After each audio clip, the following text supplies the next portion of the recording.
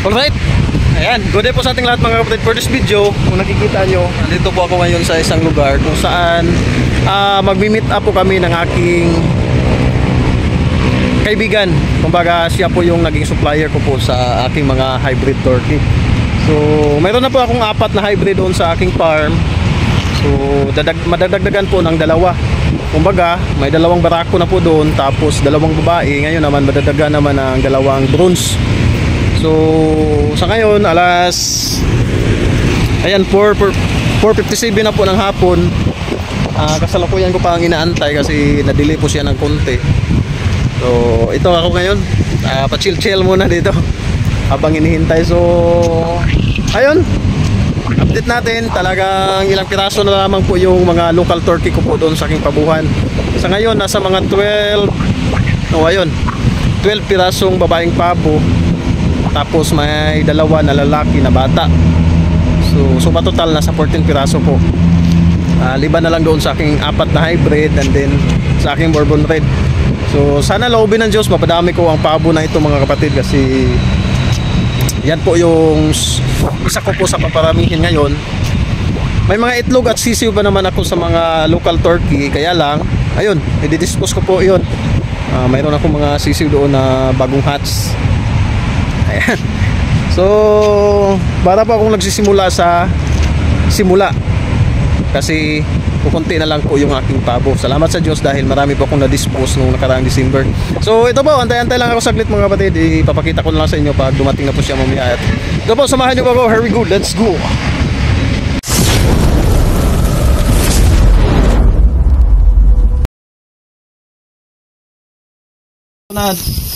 Dumating na po ako sa aking kulungan. Hindi na ako nakapag-video kanina.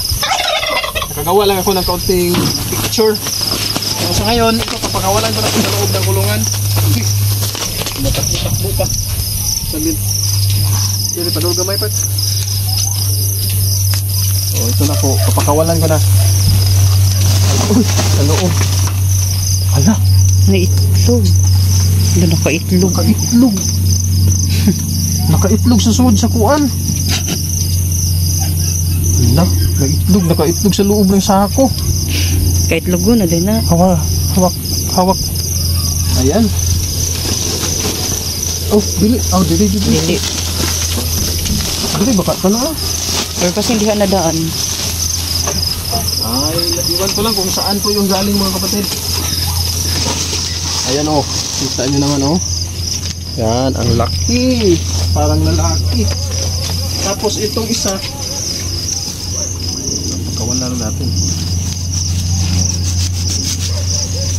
Ayon sa pinagkunan ko nito, ang isa nito ay malapit ng mag 7 kilos, tapos yung isa 5 kilos. So bukas ipapakita ko sa inyo ang actual na timbang nito. Yan. Tapos mag-iisip tayo ng ipapangalan natin sa kanila. Ayan o, ang laki mga kapatid. Ayan, 2 piraso.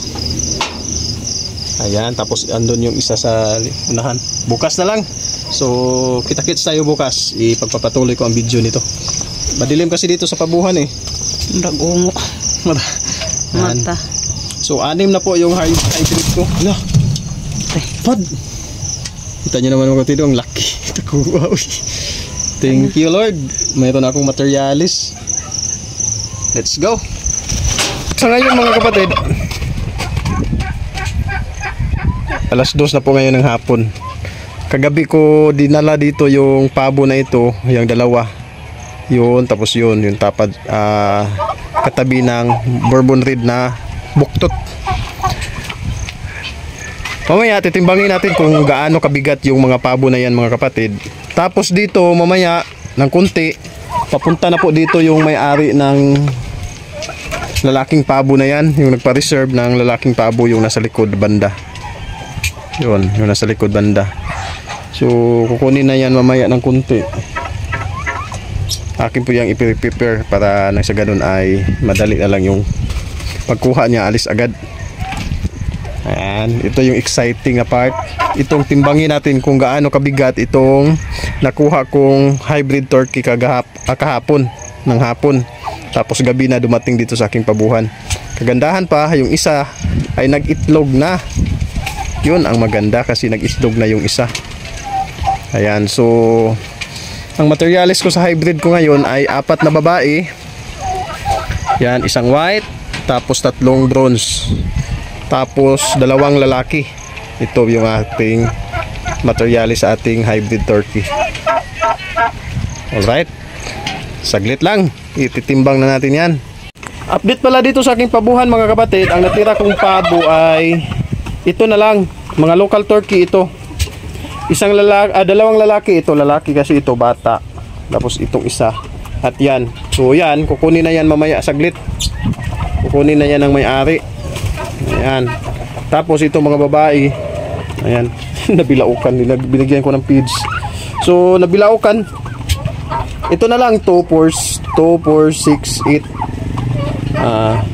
10, 12, 13, 14, 15. So may 15 piraso pa palang natira ngayon dito sa aking pabuhan mga kapatid. 15 piraso, 2 lalaki at 3 2 lalaki at 13 babae. Ayan na lang po yung natira dito sa aking pabuhan ngayon. Available pa po mga babae mga kapatid sa naghahanap po ng pabo. Mayroon pa po tayong mga babaeng pabo. Alright, PM lang sa interesado. Ayun na mga kapatid, kinuha na po yung pabo. Ayun, umalis na. Ayan po sila sir. Sir, salamat kayo.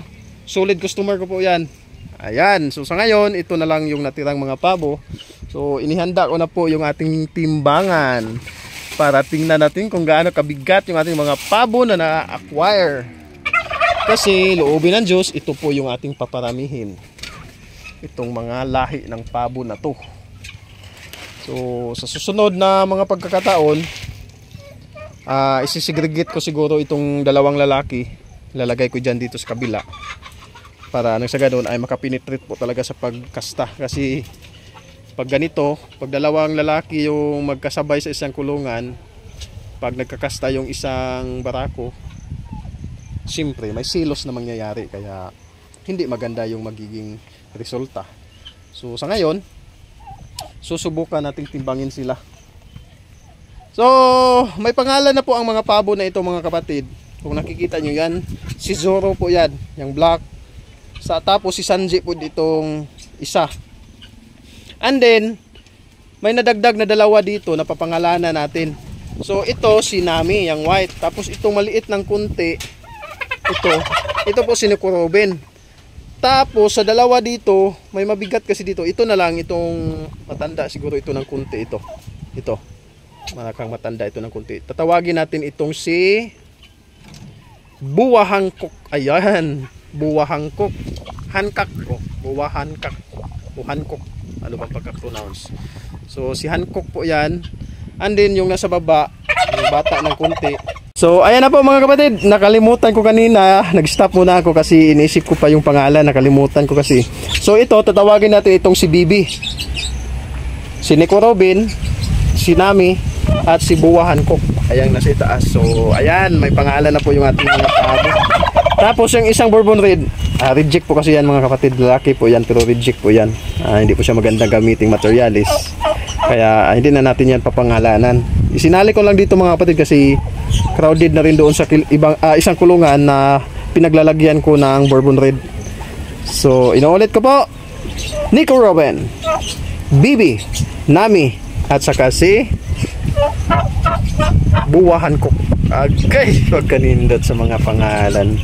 So ipapakita ko po sa inyo ang aktual na timbang nila mga kapatid. Try natin itimbang. Ayan po si Bibi mga kapatid, oh. Ayan, kung nakikita nyo, 5. Ano yan? 25, 30, 35. Ayan, 5.35. Oh, dili. 35, tama. 5.35. 5.35 po si Bibi. Ayan, bigat mo Bibi, 5.35. Ayos na yan, goods na yan. 5.35 itong si Bibi. Hop, naog na Bibi. Naog na. Sige na, naog na ba? Ganina nilupad ka, karon di na ka manaog. Pagkatapos, susubukan natin si Buwa Hancock. Sa ngayon mga kapatid, ito naman po si Buwa Hancock. So matanda raw ito ng konti kay Bibi. So titingnan natin. So maliksi po siya kanina, parang hinangal na noon, anong tawag yun? Hinihingal. Ayan, parang hinihingal siya. So unti-unti kong papakawalan. Kita nyo naman oh, nasa 6 kapin. Nakahawak pa ako ng konti. Ayan, alisin ko yung kamay. Ayan, 6.10. Ayan po si Bibi mga kapatid, 6.10. Si Bibi, 6.10. Papya, ayan. I-try natin si Nami. So sa ngayon mga kapatid, ito naman yung nakapatong sa timbangan. Si Nami naman ito. So mahigit lang siya sa 5. So i-record ko na lang ito. Ilalagay ko sa papel mamaya kung ilang kilo talaga sila lahat. So si Nami ay nasa, ayan, 5.25. 5.25 lang po si Nami mga kapatid. Ayan, maliit lang konti si Nami, 5.25. Tulad lang sila ni Bibi. Ang malaki talaga yun po si Buwahan Cook. Ayan, tapos si Bibi. Si Nico Robin, i-try natin. Kinastahan ito kanina mga kapatid, hindi ko lang nakuha ng video. So si Nico Robin, ang maliit sa kanila ng kunti talaga. So si Nico Robin mga kapatid, agoy, maliit lang si Nico Robin, 3 point bago. Ayan. So 3.80. Ayan, 3.80 lang si Nico Robin. 85. So maliit po si Nico Robin, 3.85 lang po mga kapatid. Pero lagpas na po siya sa timbang ng mga local turkey. May dugong hybrid rin ito si Nico Robin. 3.85. Ayan, alis ka na Nico Robin. Ang ipinatong ko naman sa timbangan ay si Zoro na po. So kung nakikita nyo, hindi po siya umabot ng 10. Lumiit siya mga kapatid. Nung last timbang ko sa kanya, 10.5 po yun. Pero ngayon, hindi siya umabot ng 10. Kasi pinag-breed natin si Zoro. So kung nakikita nyo, ayan, timbang natin. So 9.80 or 85. Ayan, 9.85. 80 lang talaga. Yan, 9.80 or 9.85. Yan lang po yung timbang ni Zoro. So bata pa po yan, hindi pa yan matanda. Goods na rin, pang hybrid talaga na timbang. So next, ito naman si Sanji. Ang nakapatong na naman sa timbangan natin ay si Sanji. Ayan po si Sanji oh. Sanji. So yung timbang ni Sanji, unti-unti kong papakawalan. 8. Yan, ibitawan ko na. Ayan, 8.55 po. So 8.55 po si Sanji mga kapatid. Parang lumiit sila ng kunti mga kapatid nung nagpapakasta na talaga itong dalawa kong babae dito. So ayan, ayon po sa source ko ng aking mga hybrid turkey mga kapatid. Ayan Sanji, ayan ang umalis. Ang mga hybrid turkey na ito mga kapatid ay kung sakali po na i-breed natin ito, posible pa po daw na bumalik pa yung mga malalaking lahi nila. Ayan. Pero nature po talaga sa kanila mga kapatid, pag pinag-breed natin ay hindi po sila masyadong malaki. Liban na lang kung ipapatining natin. So itong mga timbang na ito mga kapatid ay malalaki na po ito. Hindi po ito kayang abutin ng mga local turkey ng ganitong edad pa lang.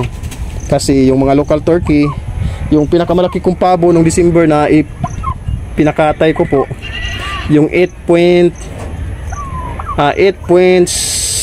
o 65 ata yun. Malapit na po yung magdalawang taon. Yan, gitumba na ni Sanji akong timbangan. Pero ito, bata pa po ito. Hindi pa ito umabot ng 1 taon. Nasa mga 8 months pa siguro ito.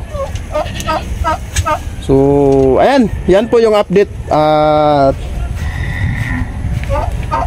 Ito po yung aking mga materyales sa ngayon sa aking mga hybrid turkey.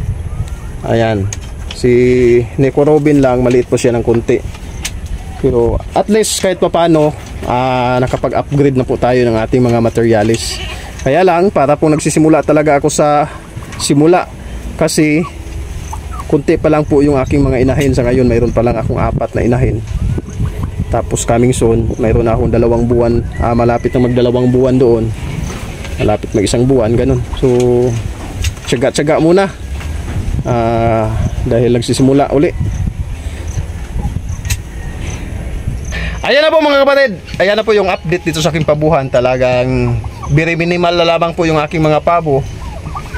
At kita nyo naman, transparent po tayo. Ipinapakita ko po sa inyo kung gaano kabigat yung aking mga hybrid turkey. Hybrid turkey. So loobin ng Diyos, yung mataas-taas ng konti na breed ng mga broad-breasted. Iwan ko lang, sabi nila pure daw yun. Yun doon sa source ko po. At loobin ng Diyos, kung sakaling dumating po yun, doon po ako kukuha ng materialis. Sana po ligtas po na makarating dito yung mga sisiw na yun. Dahil pag isi-ship yun dito papunta sa akin, mga 1 buwan na pa po yung edad. Wala kasi siyang available na malalaki na po. Kaya kumuha muna ako ng sisiw. Future natin na ibabangga dito sa mga lahi nito. Yung makukuha ko doon na materialis, posible po nating ibangga dito para mapadami o mapalaki pa po natin yung mutation ng mga hybrid turkey. So hanggang dito na lang mga kapatid. Lagi nyo pong tandaan, napagawa ng mabuti ay di nagbubunga ng masama. See you on my next vlog. Bye bye.